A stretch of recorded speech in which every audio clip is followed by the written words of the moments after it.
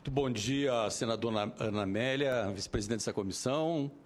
Muito bom dia, senador Paim, que junto com o senador Simon compõe a bancada gaúcha, o meu estado, aqui no Senado Federal.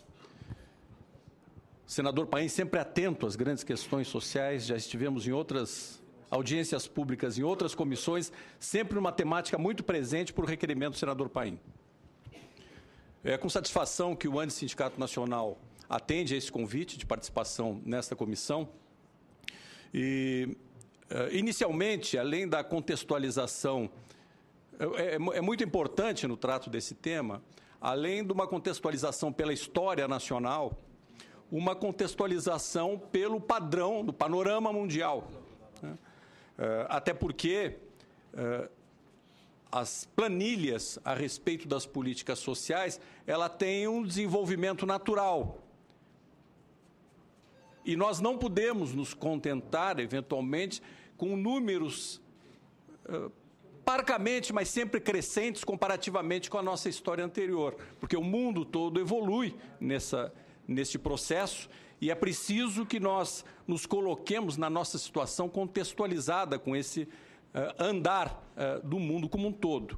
E nesse aspecto, além dos elementos que foram colocados aqui já como contextualização, é importante que se chame a atenção aqui, mesmo sem destacar os sistemas de ranqueamento sempre falhos nos setores das políticas sociais.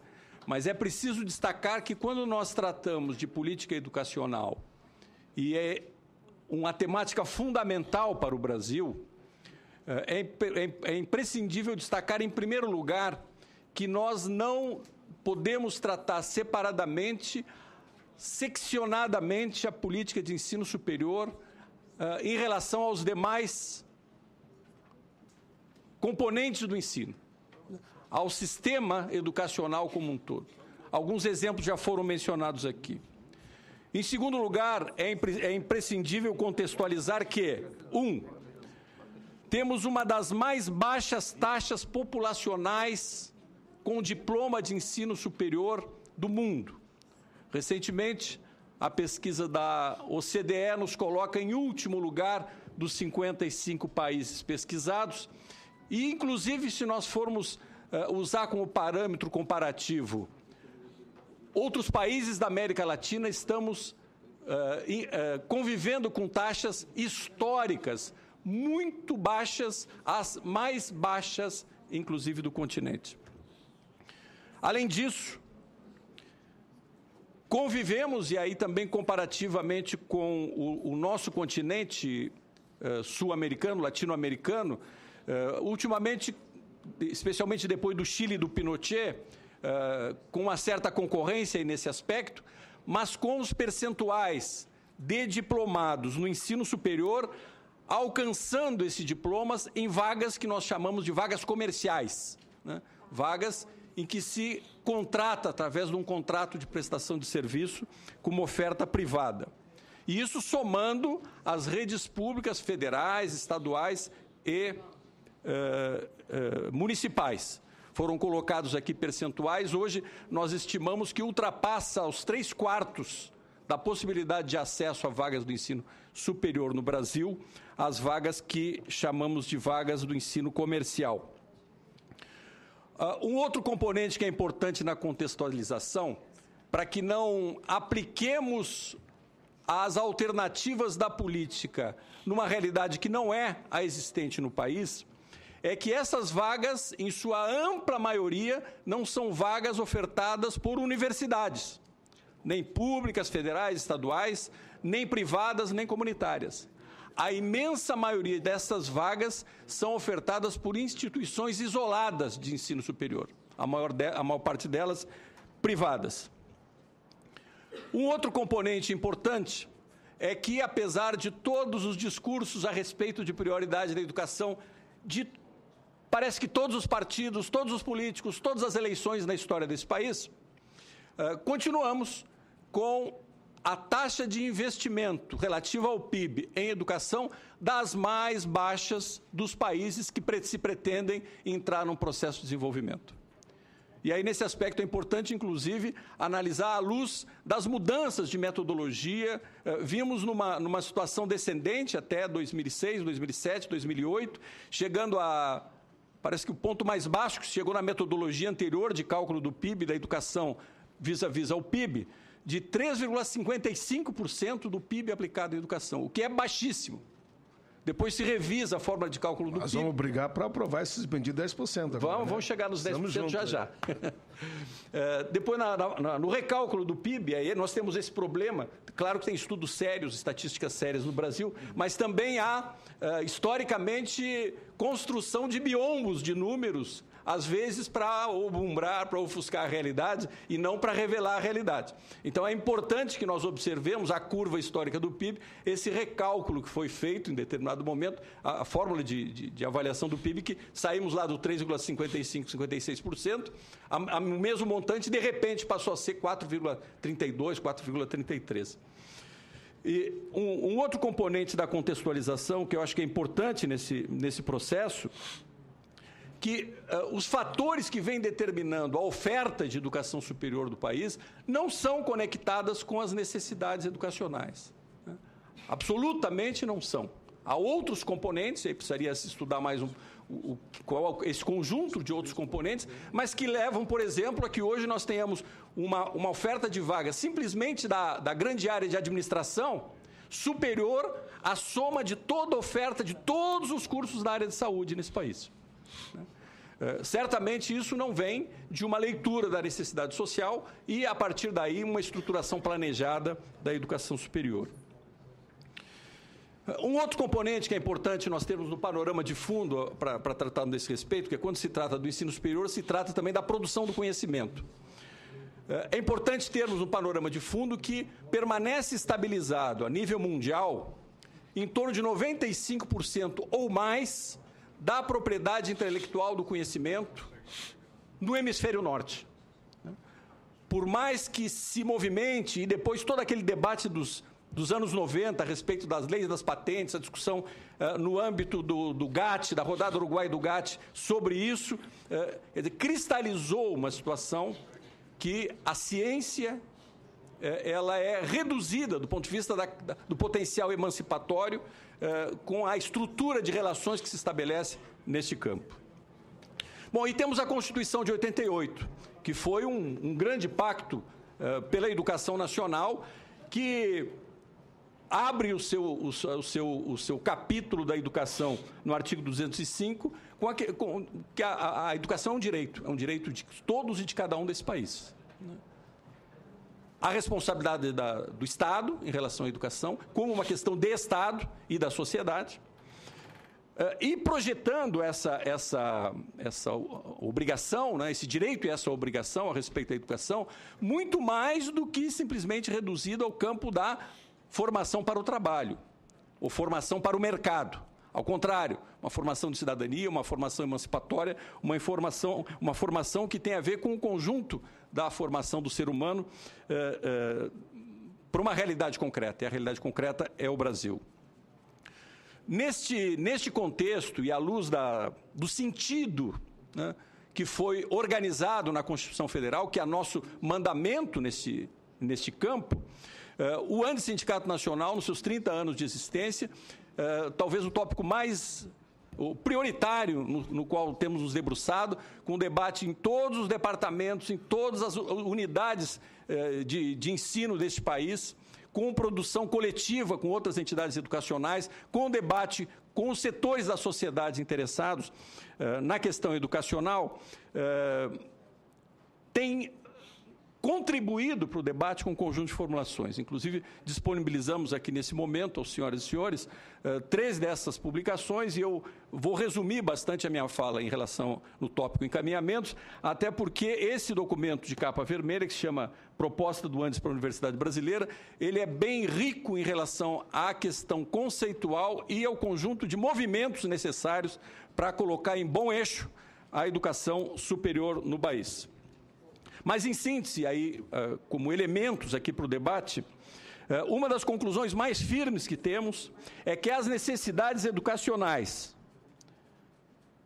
e de compartilhamento do saber do povo brasileiro em qualquer dos níveis não será atendida pelo ensino comercial. Historicamente, não será atendida. Especialmente em um período, já foi colocado aqui, de grande cartelização internacional como um negócio da questão da educação, onde os grandes capitais são sustentados, inclusive, com ações em bolsa de valores, então, como um fluxo comercial de crescimentos e decréscimos típico da relação comercial. Nem mesmo alcançaremos a alternativa organizacional macro, quer dizer, estratégica da questão da educação, reduzindo aquele preceito do artigo 205 da Constituição, do dever do Estado, simplesmente ao Estado se recolhendo, se afastando da oferta direta da educação para um campo chamado dos marcos regulatórios da educação.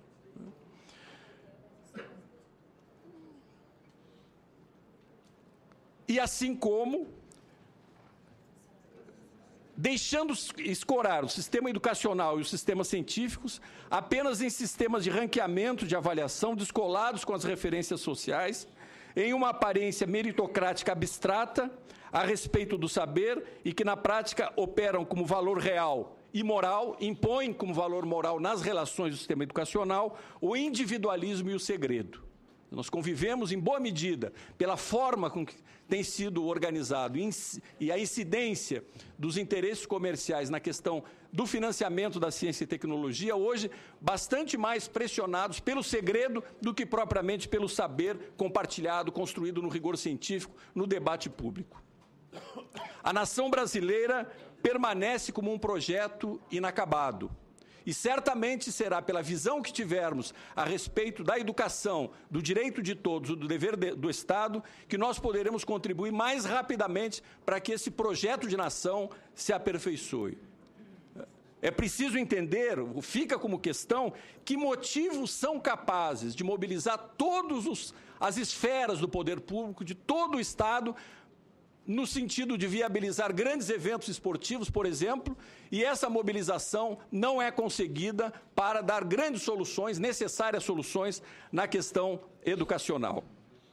Por isso, é preciso retomar efetivamente o dever do Estado sobre a educação de qualidade, socialmente referenciada, investindo na ampliação da universidade pública de qualidade, nas quais a indissociabilidade entre ensino, pesquisa e extensão, como determina a Constituição, seja exercida em ambiente democrático, de rigor acadêmico, com vistas à universalização do acesso. Nesse aspecto, temos observado algumas medidas do poder público nos últimos anos, que, se bem que muitas vezes, partindo de identificação que é clamor da sociedade, como a questão da expansão do ensino público, do espaço público da educação, tem desvirtuamentos sérios a respeito no encaminhamento. Já debatemos aqui, voltamos apenas a registrar neste momento, o que temos levado ao Ministério da Educação, inclusive com contribuições de ajustes ao que tem sido chamado de Programa Reúne. Está na frente dos senhores e das senhoras também uma primeira revista produzida há pouco tempo, teremos o segundo número, o terceiro número, que demonstram o nível de precarização a que foram levadas, e às vezes, inclusive, numa espécie de constrangimento em relação ao padrão curricular, às universidades federais, por falta de condições efetivas, e aí faltam recursos também, senador Paim, para o desenvolvimento dessa expansão tão necessária. A formulação que nós apontamos a partir desse referencial envolve, sim, um movimento de ampliação ao atendimento pleno das demandas, à universalização, portanto, do acesso ao ensino superior com condições de permanência. Identificamos que isso é possível, há fontes, desde que priorizadas, para sustentar essa expansão com qualidade. O financiamento, por exemplo, temos trabalhado, o senador Paim já fez registrar aqui, na LDB, no PNE, a perspectiva de que é, sim, necessário assumir o compromisso pelos 10% mais rapidamente possível para investimento em educação pública. Isso corresponde às 3 esferas do poder federado. Isto é viável. E aí, em relação ao Plano Nacional de Educação, gostaríamos de chamar a atenção a algo que tem sido principal na nossa avaliação, tanto do primeiro como nesse que está em discussão neste momento. Muitas vezes o Plano Nacional de Educação tem sido pródigo em metas. Ficamos todos entusiasmados com as metas, inclusive com a abrangência, né, inclusiva que aparecem nas metas. Nós gostaríamos de chamar a atenção de todos, especialmente os parlamentares, a necessidade de previsão compulsória no Plano Nacional de Educação dos meios necessários ao atingimento daquelas metas. Meios são financiamentos, são pessoal, remuneração de pessoal, plano de carreira para o pessoal do magistério, revalorização do magistério, senão nós ficamos a cada 10 anos simplesmente fazendo balanço das metas que não foram alcançadas. Primeiro, o Plano Nacional de Educação tinha uma previsão relativamente sustentada de meios para atingimento das metas e foram exatamente os 8 vetos que foram impostos na hora da sanção do Plano Nacional de Educação, e esses vetos nunca foram derrubados. E agora nós estamos diante de uma perspectiva, novamente, de vermos a aprovação de um texto que pode ser muito pródigo em metas, mas muito pobre nos meios, em firmar os meios para atingimento daquelas metas. Além disso, temos uma proposta já entregue ao Parlamento que trata da questão dos 18% constitucionais agora do orçamento federal para a educação. Há um conjunto de distorções que foram impostas após a Constituição de 88 e temos apontado alternativas de reversão dessas distorções. A mais evidente delas foi a DRU, que se extinta em etapas, ainda levam a parcela de recursos da educação, mas há outra importante, que no momento em que os parlamentares definiram a necessidade de aplicação compulsória de 18% das receitas líquidas da União no desenvolvimento do ensino, o principal elemento de contribuição era realmente a contribuição através dos impostos. Na sequência, uma parcela disto foi desviada, né, especialmente na década de 90, para a arrecadação através de contribuições que não entram nesse cálculo, nesse percentual, e seria uma alternativa de nós retomarmos aqui o espírito constitucional. Encaminhando para o final, temos aí na proposta do Andes para a Universidade Brasileira um conjunto de medidas absolutamente necessárias, neste caso, inclusive internamente às universidades públicas, sejam estaduais, sejam federais, de desmercantilização da vida do fazer acadêmico nas universidades. Nesse aspecto, medidas necessárias à refundação do espaço público para a produção do conhecimento, absolutamente necessário, e reversão da antítese do preceito constitucional.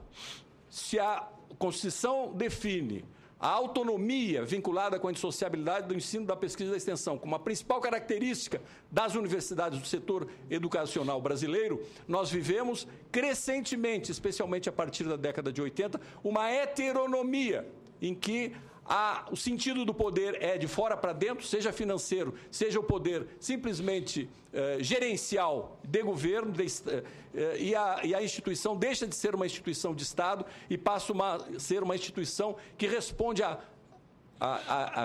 sístoles, a impulsos eventualmente surgidos no centro do poder ou no centro da economia. Um outro componente fundamental é a reestruturação da carreira dos docentes, revalorização salarial e a questão da qualificação permanente. E aqui vale para o ensino público e vale para o ensino privado. Nós temos no ensino privado hoje uma situação dramática de sobrevivência, inclusive muitas vezes somos chamados de professores motoboy para conseguir sobreviver, onde a perseguição, por exemplo, à organização sindical é dramática. O Andes fez uma representação à OIT e o Brasil foi notificado por conta dessa questão. E nas universidades públicas está na mão dos parlamentares neste momento, até porque o governo expediu uma medida provisória 614, a rediscussão do plano de carreiras. E aí nós gostaríamos de dizer que, inclusive, há emendas propostas que retomam o sentido da estruturação ou da reestruturação que foi desfeito desde a década de 90. Nesse sentido, a valorização da educação no espaço público universitário, associado com a pesquisa, com financiamento que permita a independência dessa pesquisa. E um padrão de extensão universitária que realmente coloque as instituições cara a cara com a sociedade, né? Vivendo expostas, transparentes e respondendo numa via de mão dupla com a sociedade, é a grande via, neste momento, de refundação da universidade pública para completar esse processo de nação brasileira que ainda está inacabado. Muito obrigado, senador. Muito bem.